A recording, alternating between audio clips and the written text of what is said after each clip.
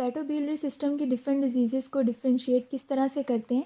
सबसे पहले हम स्टोन का जिक्र करते हैं, cholelithiasis and choledocholithiasis. Cholelithiasis mean stone in the gall bladder and choledocholithiasis mean stone in the common bile duct. ठीक है, अब जब भी स्टोन होगा सिर्फ, तो उस वक्त सिर्फ और सिर्फ पेन होता है। लेकिन जब इन्फ्लेमेशन हो जाती है स्टोन की, मतलब गॉल ब्लैडर के स्टोन की और कॉमन बाइल डक्ट के स्टोन की, तो इन्फ्लेमेशन के कुछ कार्डिनल साइंस होते हैं। मीन इन पेशेंट्स के अंदर जब इन्फ्लेमेशन होगी तो as a result tenderness positive होती है, फीवर पॉजिटिव होता है, ल्यूकोसाइटोसिस होती है, बिकॉज इन्फ्लेमेशन में ल्यूकोसाइटोसिस होती है। ठीक है, इसके अलावा जब भी ये कॉमन बाइल डक्ट का जिक्र आएगा, कॉमन बाइल डक्ट चाहे स्टोन हो या फिर इन्फ्लेमेशन हो, तो एज ए रिज़ल्ट आपने गॉल ब्लैडर का जिक्र ज़रूर करना है।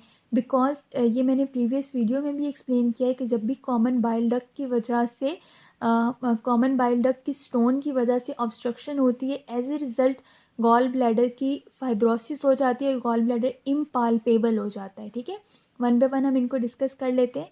जब भी कोलीलिथियसिस मीन गॉल ब्लैडर के अंदर स्टोन होता है, तो सिर्फ पेशेंट किस तरह से प्रेजेंट करता है, राइट हाइपोकॉन्ड्रियम या राइट अपर क्वाड्रेंट, पेन होती है उस पेशेंट को, और रिपीटेड एपिसोड्स होती हैं, मींस के प्रीवियस एपिसोड भी पेन की होती हैं।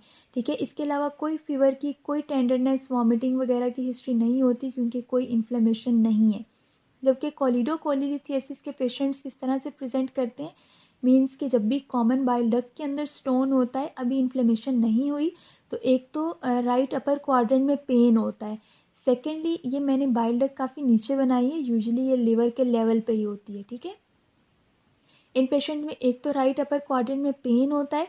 सेकेंडली, जॉन्डिस क्यों होती है, क्योंकि जितनी भी बिलियरी सिक्रीशंस थी, अब वो स्टोन की वजह से नहीं नीचे जा रही, तो ऑब्स्ट्रक्टिव जॉन्डिस होता है। ठीक है, थर्ड, इनके अंदर क्या होता है कि गॉल ब्लैडर की फाइब्रोसिस होती है, जिसकी वजह से गॉल ब्लैडर पाल्पेट नहीं होता। तो जितने भी कोलिडोकोलीलिथियसिस के पेशेंट्स हैं, वो 3 तरह से प्रेजेंट करते हैं सिनेरियो में, इसकी हिस्ट्री में पॉइंट्स होते हैं। एक तो पेन का जिक्र होगा, जॉन्डिस का, और गॉल ब्लैडर का जिक्र होगा। क्योंकि यहाँ पे इन्फ्लेमेशन नहीं है इन दोनों केसेस में, सो फीवर, टेंडरनेस, किसी भी चीज़ का इन दोनों के अंदर जिक्र नहीं होगा। जबकि कोलेंजाइटिस और कोलिसिस्टाइटिस के पेशेंट्स में, आइटिस मीन इन्फ्लेमेशन, तो जब भी इन्फ्लेमेशन होगी तो उस केस में फीवर भी होगा, ल्यूकोसाइटोसिस, बेसिकली ल्यूकोसाइट्स इन्फ्लेमेशन के अंदर रेज्ड होते हैं, सो ल्यूकोसाइटोसिस भी होगी और टेंडरनेस भी होगी। ठीक है, ये तीनों फीचर्स आइटिस मीन इन्फ्लेमेशन के हैं। तो जब भी कोलेंजाइटिस होगा, मीन्स के हमारे पास ये कॉमन बाइल डक्ट का इन्फ्लेमेशन होगा, उसको हम कहते हैं कोलेंजाइटिस। तो उस केस में एक तो पेन होगा राइट अपर क्वाड्रेंट में, सिमिलर टू दिस। इसके अलावा इन्फ्लेमेशन है तो फीवर और टेंडरनेस होगी, और जॉन्डिस इसके अंदर होगा। जॉन्डिस मैंने आपको पहले बताया था, जब भी बाइल डक्ट का जिक्र आएगा, चाहे वो बाइल स्टोन्स हो बाइल डक्ट का, या फिर बाइल डक्ट का इन्फ्लेमेशन हो, उस केस में जॉन्डिस होता है, दिस इज ऑब्स्ट्रक्टिव जॉन्डिस। और गॉल ब्लैडर पाल्पेट होता है। डिफरेंस क्या है कोलिडोकोलीलिथियसिस और कोलेंजाइटिस का, इनमें फीवर होता है और ल्यूकोसाइटोसिस होती है।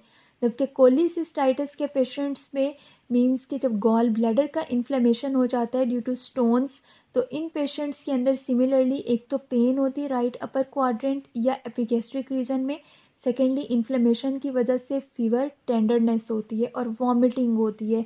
ल्यूकोसाइटोसिस बिकॉज ऑफ इन्फ्लेमेशन, ये मैंने पहले एक्सप्लेन कर दिया है। अच्छा, जितने भी गॉल ब्लैडर का इन्फ्लेमेशन या स्टोन के केसेस हैं, इनके अंदर यूजुअली जॉन्डिस की हिस्ट्री नहीं होती, ना ही इनके अंदर गॉल ब्लैडर पाल्पेट है या नहीं, इस चीज़ की हिस्ट्री होती है। जबकि जितने भी बाइल डक्ट के केसेस हैं, स्टोन या इन्फ्लेमेशन, इनमें गॉल ब्लैडर की भी हिस्ट्री होती है कि वो पाल्पेट है या नहीं है।